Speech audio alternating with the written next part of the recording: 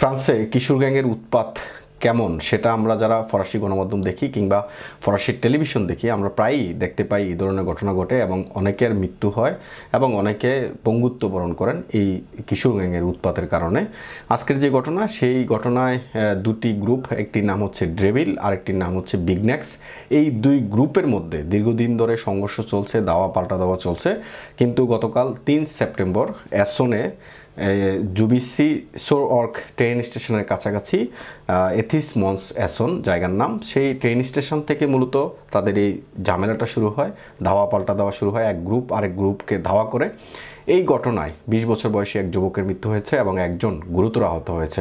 যেই দুইজন সন্দেহভাজন ছিল, সন্দেহভাজন দুজনকেই গ্রেপ্তার করা হয়েছে এবং একজন আত্মসমর্পণ করেছে। আগামীকাল বৃহস্পতিবার যিনি মৃত্যুবরণ করেছেন তার ময়নাতদন্ত হবে। ময়নাতদন্তের পর বাকি রিপোর্ট বা পুলিশি যে কার্যক্রম সেটা সামনের দিকে এগোবে। এই খবরটি ফ্রান্সের সবগুলো গণমাধ্যমে প্রকাশ করেছে। লো প্যারিজিয়ানে যেটা বলছে, নতুন অ্যাসনে নতুন মারাত্মক ঝগড়া জুবিসি সোরঅর্ক ট্রেন স্টেশনের কাছে এথিস মন্স অ্যাসনে ছুরিকাঘাতে 3 সেপ্টেম্বর মঙ্গলবার একজন 20 বছর বয়সী ব্যক্তি মারা যান, অন্য একজন আহত হয়েছেন। দুই সন্দেহভাজনকে হেফাজতে নেওয়া হয়েছে। বিকাল 4:30টার দিকে এই দৃশ্যটি দেখা গেছে।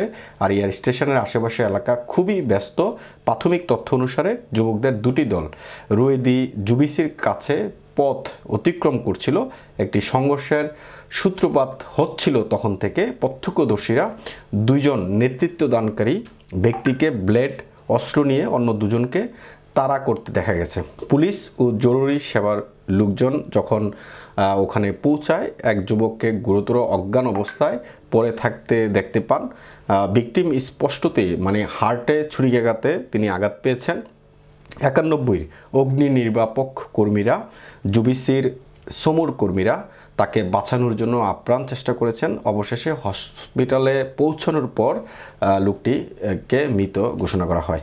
একই সঙ্গে জুবিসি থানার পুলিশ কর্মকর্তারা তাদের তদন্ত শুরু করেছেন। ভিকটিমের একজন আত্মীয় সামান্য আঘাত পেয়েছেন, তাকে ঘটনাস্থলে জিজ্ঞাসাবাদও করা হয়েছে।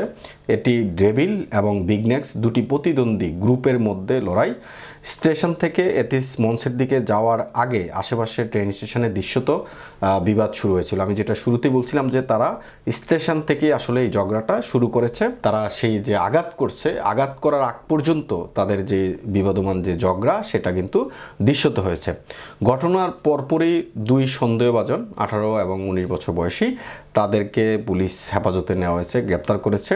মামলার সাথে জড়িত থাকার জন্য তাদেরকে পুলিশ হেফাজতে নিয়ে যাওয়া হয়। তৃতীয় একজন ব্যক্তি পুলিশের কাছে তিনি নিজে এসে আত্মসমর্পণ করেছেন। একটি হত্যার তদন্ত চলছে এবং ডিসিউএস 78 প্রাক্তন ভার্সাই পিজের কাছে ন্যস্ত করা হয়েছে। এই যে হত্যা মামলাটা এটা প্রাক্তন ভার্সাই পিজের কাছে ন্যস্ত করা হয়েছে।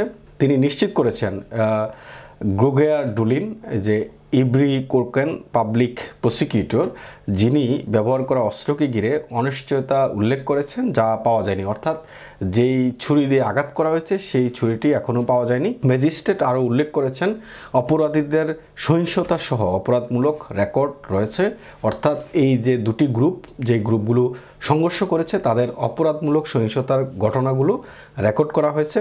আগামীকাল বৃহস্পতিবার 5 সেপ্টেম্বর নিহতের ময়নাতদন্ত হবে এবং ময়নাতদন্ত হওয়ার পর এই যে হত্যা মামলা, এই হত্যা মামলার সামনের দিকে এটা অগ্রসর হবে। বিশেষ করে আমি যেটা বলতে চাই, আমরা যারা প্রবাসী বাংলাদেশি আছি আমরা অনেক সময় এই সমস্ত ঘটনার সম্মুখীন হয়ে যাই, আমাদের সামনাসামনি এসে পড়ে যায়।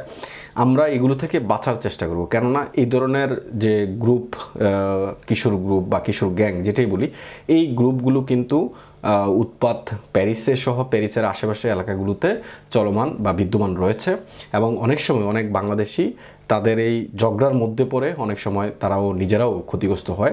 তো সুতরাং এগুলো এড়িয়ে চলার চেষ্টা করবেন। কিছুদিন আগেও এক বাংলাদেশির সাথে এমন একটি ঘটনা হয়েছে, একটি আরিয়ার স্টেশনে দুই গ্রুপে ঝগড়া লেগেছে, কিন্তু তিনি ওইখানে অবস্থান করছিলেন বিদায় তার উপরও কিন্তু এসে হামলা হয়েছিল। তো সুতরাং এই বিষয়গুলো আমরা যেন এড়িয়ে চলার চেষ্টা করি। যদি এরকম কোনো ঘটনা দেখি নিজেকে একটু দূরে সরিয়ে নেওয়ার চেষ্টা করব।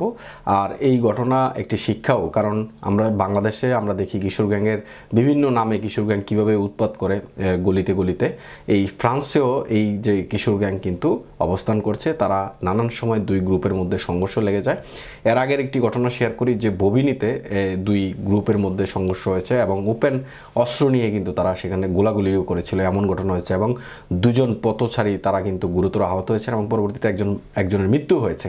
তো এই ঘটনাগুলো ফ্রান্সে ক্রমান্বয়ে প্রতিনিয়ত হয়েই যাচ্ছে এবং এই ঘটনাগুলোতে আমাদের যেমন শিক্ষা নেওয়া উচিত এবং আমরা এগুলো থেকে শিক্ষা নিতেও পারি যে আমরা কীভাবে এগুলো থেকে দূরে থাকতে পারি। এমআইবি সংবাদ ও সংবাদ সংশ্লিষ্ট অনুষ্ঠান দেখতে ভিজিট করুন www.mibtelevision.tv ও facebook.com/mibtelevision.tv এবং সাবস্ক্রাইব করুন youtube.com/mibtelevision এ। এমআইবি টেলিভিশন, সত্য খবর, সঠিক খবর।